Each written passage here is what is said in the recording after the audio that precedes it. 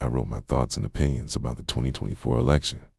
I do not feel like talking, so I decided to use an AI. Voice over the message, so let's begin.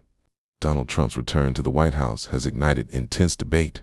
His stances on immigration, climate change, healthcare, and social justice are contentious issues that trouble many.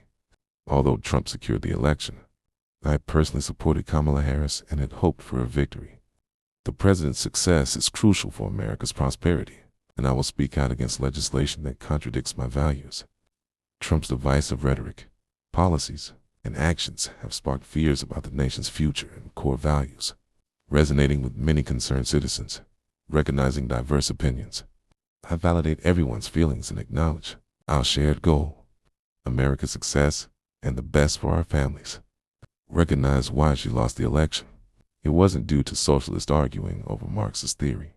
It wasn't due to socialists and leftists telling people to vote third party. If we took all third-party votes, gave it to her, she still would have lost.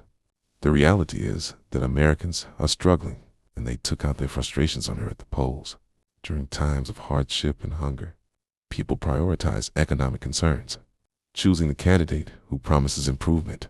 The main tactic for Joe Biden's and Kamala Harris' re-election campaigns was anti-Trump rhetoric. However, a campaign cannot solely focus on social issues like LGBT and abortion rights. While these issues are important, not everyone prioritizes them. I warned the Biden administration that relying solely on Trump is bad. Wouldn't tea suffice? People prioritize economic opportunities and the cost of living, seeking to provide for their families. Addressing social issues is crucial, but economic survival is equally important. Now I'm going to have to talk about this next part. TikTok is freaking everyone out. Let's talk through this, okay? Let's say America becomes a totalitarian, fascist regime, with Donald Trump as dictator, as some on TikTok claim will happen, which I highly doubt. In this extreme scenario, single women are sent to breeding camps.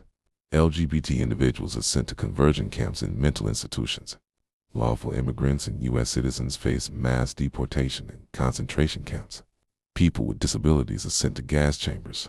That would require tearing up the Constitution, overthrowing the government, and convincing the military to enforce it. Keep in mind that the military's loyalty is to the country, not the president. You have your Second Amendment right. The Second Amendment protects Americans' right to bear arms for self-defense, property protection, and defending rights. Ratified on December 15, 1791, it states, a well-regulated militia, being necessary to the security of a free state, the right of the people to keep and bear arms shall not be infringed. According to the Constitution, individuals have the utmost right to protect themselves, families, others, and property from harm. If you truly believe these scenarios will happen, consider protecting yourself. Buy a gun and properly train yourself. The Second Amendment protects the right to form a militia. No free government was founded or preserved without uniting citizen and soldier characters. The Declaration of Independence states, we have the duty to alter or abolish governments not securing unalienable rights, including life, liberty, and happiness. A well-armed citizenry acts as a check on would-be tyrants, enabling people to resist oppression. Now, with that being said, we are going to be okay, and you got this. Now, let me leave you with this. Hope isn't sunshine and rainbows. Hope is every bleeding claw mark left from holding on to and fighting for everything you love.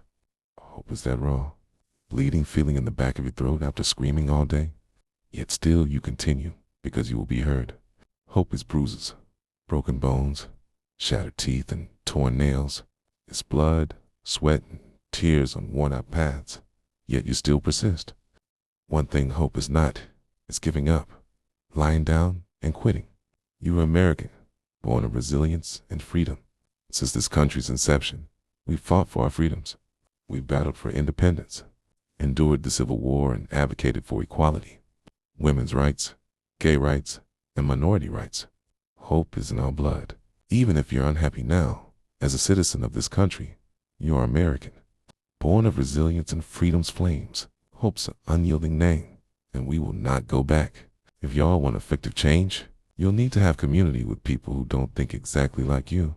Yes, having hard conversations will be uncomfortable, Embracing uncomfortable conversations fosters growth, while isolating ourselves in echo chambers hinders progress. And this is a complete look. If you enjoyed this video, make sure to like, comment, and subscribe, and share this video to all your friends. And with that being said, I do thank you for watching. Remember to do all things with love. And until next time, bye.